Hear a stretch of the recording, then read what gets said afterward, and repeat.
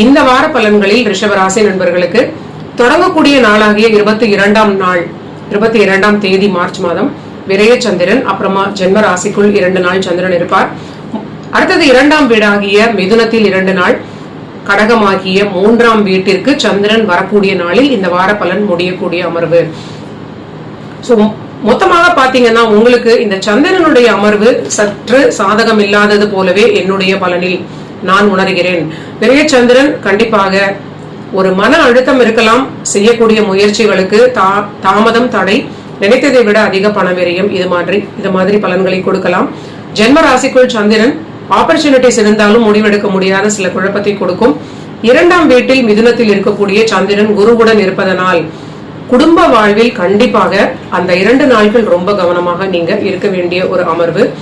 புதிய முயற்சிகளை ஓவராலாக இந்த வாரம் முழுவதும் ரிஷப ராசி தவிர்ப்பது ஒரு பாதுகாப்புன்னு நான் நினைக்கிறேன்.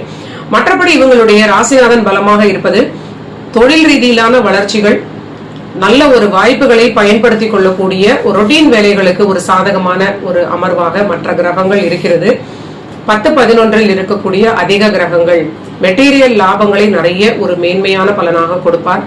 ஆனால் திருமண வாழ்வில் கண்டிப்பாக அதிக வெயிட்டேஜ் கொடுப்பது உங்களுடைய ஆரோக்கியத்திற்கும், திருமண வாழ்வில் உங்க ஸ்பௌசினுடைய ஆரோக்கியத்திற்கும் அதிக இம்பார்ட்டன்ஸ் கொடுப்பது ரிஷபத்திற்கு ரொம்ப ரொம்ப முக்கியமான பலனாகவே எனக்கு தோன்றுகிறது.